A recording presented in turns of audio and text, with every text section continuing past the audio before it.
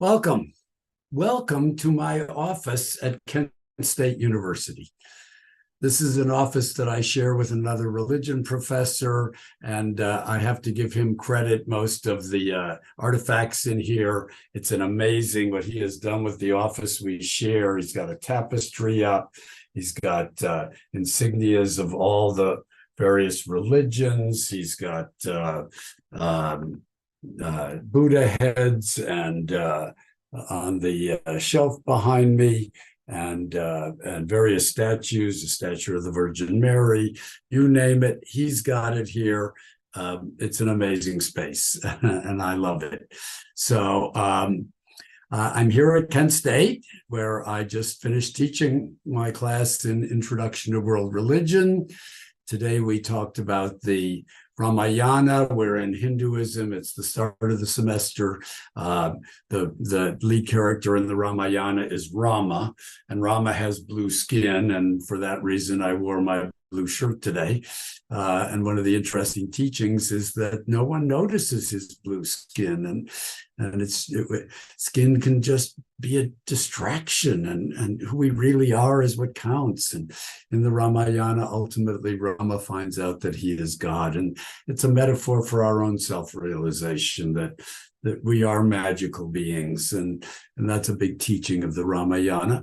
And I thought I would also just touch base. This is stories from my life, how I ended up here.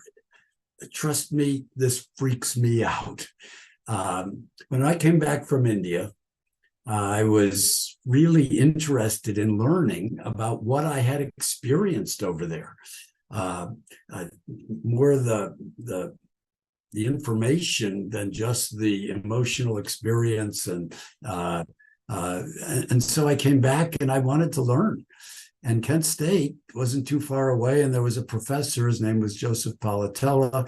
He was in his 80s already. He was a really famous teacher of world religion, and in particular East-West religion. And I started taking classes with him here at Kent State. It was 1971 to 74. I took as many classes with him as I could. I call it BC, before children. I just was eating it up.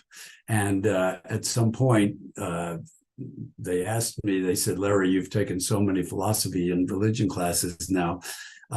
If you would write us a thesis, we would grant you a master's in philosophy with a major in comparative religion. And I got it together even as our first child was being born. Susan made fun of me a little bit because I would skip classes at Cornell, but I would never skip these classes. And the plan was to ultimately perhaps teach.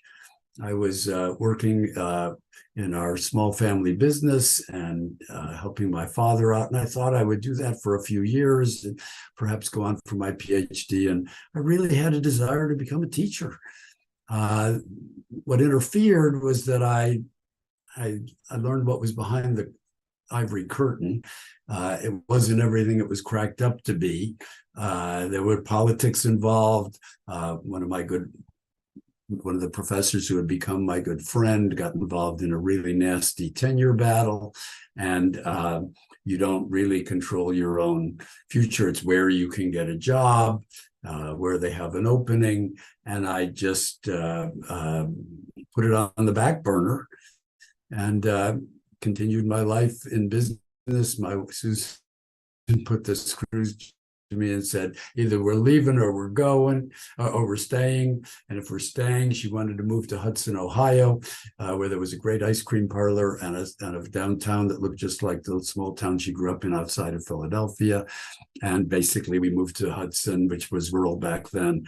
And the rest is history in terms of buying the church. But what I really wanted to tell you is that it freaks me out that ultimately, as life comes around in a circle, that here I am, my retirement gig is teaching at Kent State after all. I am teaching in the same classes where I sat in.